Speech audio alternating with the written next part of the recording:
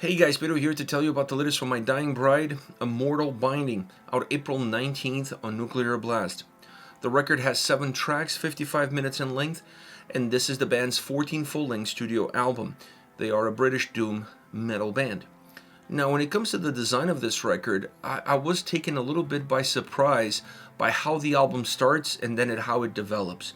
The opening track of the record, Herd Dominion, is definitely the heaviest song, at least from a consistent perspective, heaviest song on the album, both musically and vocally.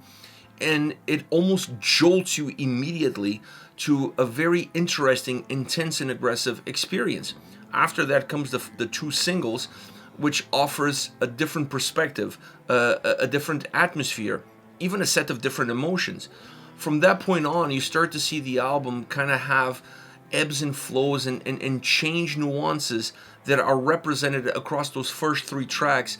Now they're just extended throughout the rest of the length of the record. It's an interesting approach. It's an approach that it took me a little bit of time to grasp, to digest, because it's not a roller coaster ride. By no means this album offers that sort of experience, but it's also not a linear record by no means. This album definitely has ebbs and flows. It definitely feels a lot more dynamic than what I was expecting coming in. But having Herd Dominion as the opening track sets the table for that sort of experience that at times feels slightly outside the box. It's a design that, when you look at the individual songs, really allows you to see the best in each and every single track, and also allows you to get the most out of every single track.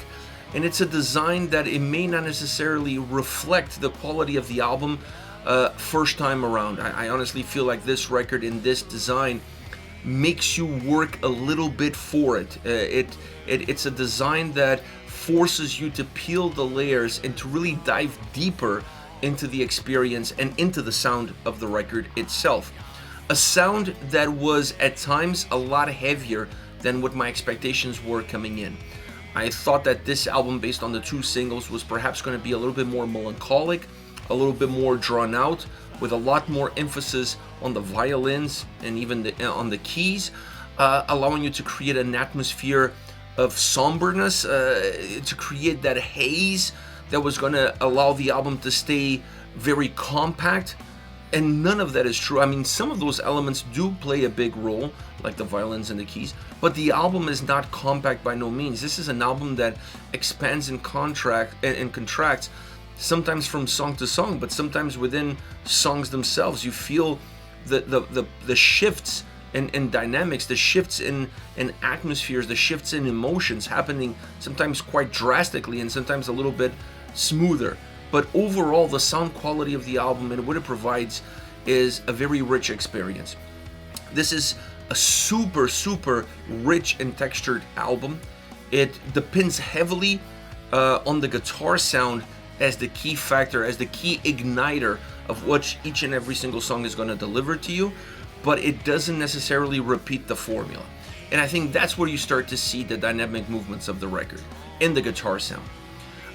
It's very easy to create a similar experience from track to track and fall into this pit hole of allowing the guitars to kind of have a very similar experience song in and song out.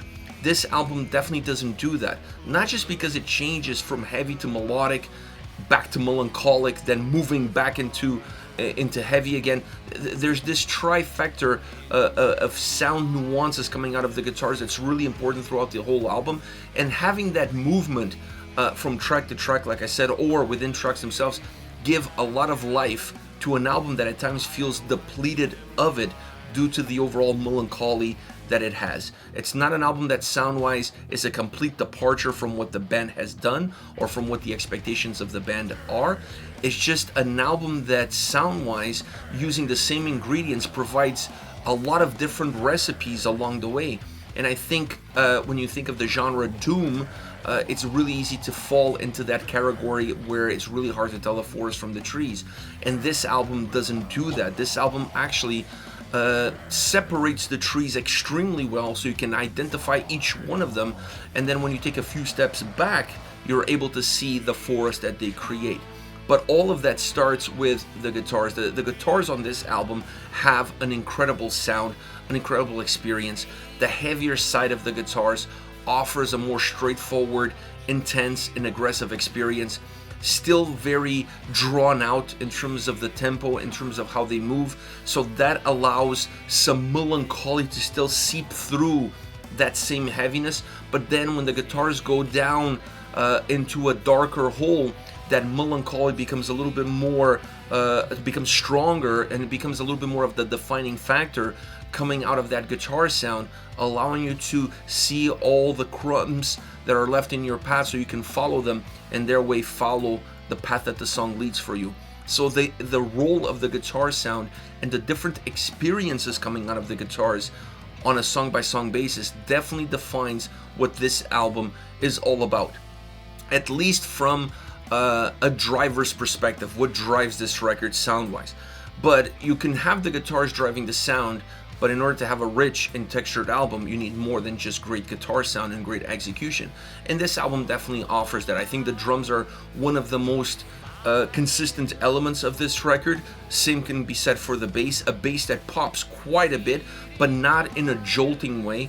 I think it's important to mention that because some records, you can hear the bass popping through the tracks, and sometimes it creates a little bit of distortion, it creates a little bit of a ripple in how you experience that sound and how you experience the emotion and the atmosphere coming out of it. It's not the case here because it adds to the darkness of the record, it adds to the melancholy of the record, so it fits in perfectly with the overall design and the overall sonic texture that the album offers. But outside of those elements, perhaps equally important, but in a secondary level to what the guitars are offering, we have to mention the violin and the keys. This album offers that symphonic touch that, while not driving the experience and while not being one of the main protagonists of the sound on this record, they definitely play a very important supportive role. They help define the melancholy of the record, they help infuse melody into the record, and they help create almost a cinematic perspective of the lyrics and what the story within the lyrics is portraying. And when you put those three elements together, the guitars, the keys, mixed in with the violins, and the lyrical content, and obviously the vocal delivery behind that lyrical content, you start to see a vivid picture across each and every single song, which allows the album to have individualities within it, but still somehow find a way to create a sense of collective. It's not easy to find that collective at first or second listen, but the more you dive deeper, the more it becomes clear to you. So the violins and the keys play a very important role, a secondary role, but very important role in defining the quality, the experience, and sometimes cinematic atmosphere that the record offers. Now, when it comes into the vocal performance, the mixture of harsh and clean vocals is really interesting on this album because at times it feels like it's almost 50-50. I don't think it is. I mean, I didn't mathematically measure it, but it doesn't feel like that's the case.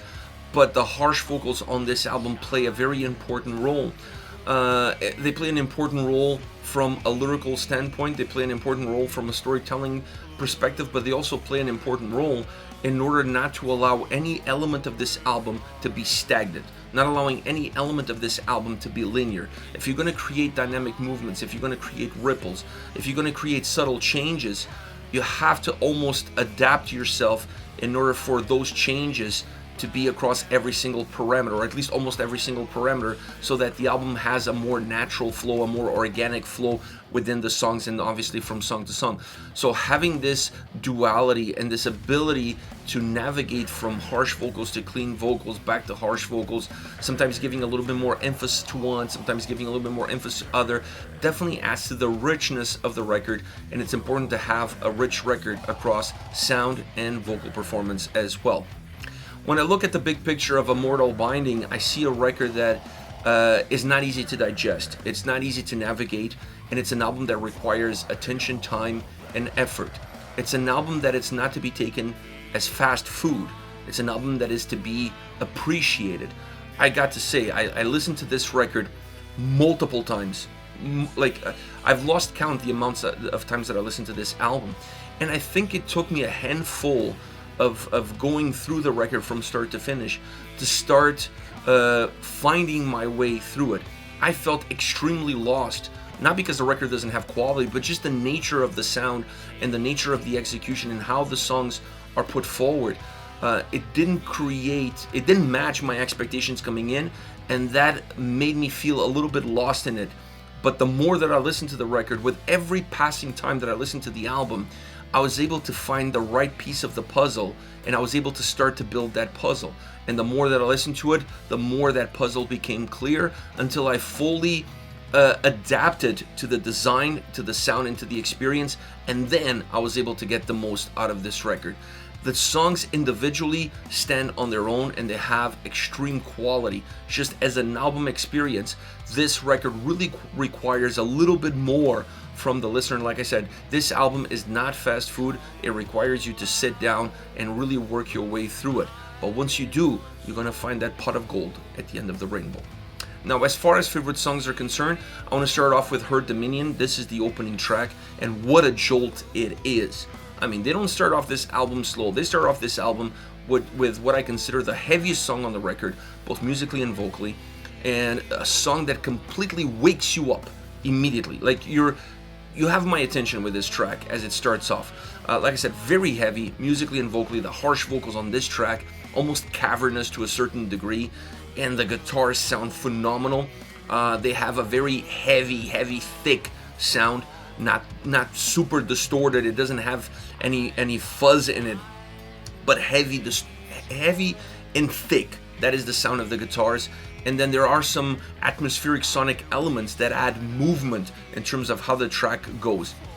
The guitar riff, that heaviness, that chugginess, that thickness really pushes you almost into almost to lean back away from the track, because you're taken back by the sound, by the impact of that guitar sound that becomes the key factor and becomes the fingerprint of this song from start to finish. Very demolishing from that standpoint, and allows the track to still move methodically. It's not a track that has high tempo, it's a track that moves really slowly. So the heaviness and thickness of the track, matched with that slow moving process, makes the song feel even heavier and even thicker. Allowing the bass to pop throughout the track also creates a great texture that allows the guitar sound and the heaviness of the guitars to connect extremely well with the heaviness of the vocals and how they come across. Adding the violins into this track obviously creates an eeriness that matches the overall heaviness that the track offers. Next we have Unthroned Creed. The vocals feel separated from the heavier riff that the track has, and then you have the bass popping in and connecting these two entities together in order to create a more layered and textured track. Infusing melodic pockets in the song allow you to have a little bit more of ebbs and flows, and allows the song to feel more fluid, more dynamic, even though it's still it's still a very methodic track. But having those changes and having those melodic pockets, it almost feels like it speeds up the song without really changing that much, and without changing the nature of the track within the context of the record. It just makes it more fluid, or appears to be more fluid and more dynamic. It's a very rich sounding song with all the elements and all the textures that it has.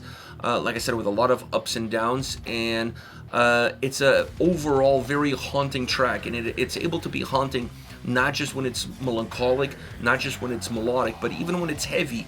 The heaviness of this song still carries a sense of eeriness to it. So while the sound is moving, the impression that the track offers stays very consistent throughout. Last but not least, A Starving Heart.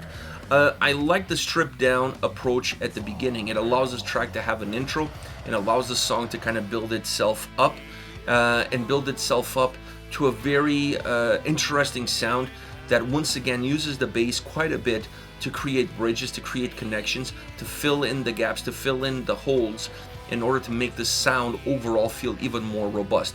It gives a little bit more thickness, not just to the bottom end of the sound, but also to the top end of the sound, with a very warm guitar delivery all around. That warmth develops in the opening because of the stripped down elements, because of the acoustic elements, but it continues through. The guitars never really lose their warmth throughout the entire track, and their warmth is very important because it enhances the more emotional vocal delivery that the song has. It feels like a very emotional track. It feels like it's drenched in emotion all around, and having that characteristic, not just in the sound but also in the way the vocals come across, brings everything together, making this a very special song, a very deep and emotionally dripped song all around, which separates itself from the rest of the pack. This is it. This is the latest from My Dying Bride, and I'm dying to hear what you have to say about the singles, about the record, thoughts, ideas, questions. Hit me up in the comment section. Let me know what you're thinking, and I'll see you all at the next video. Take care, guys.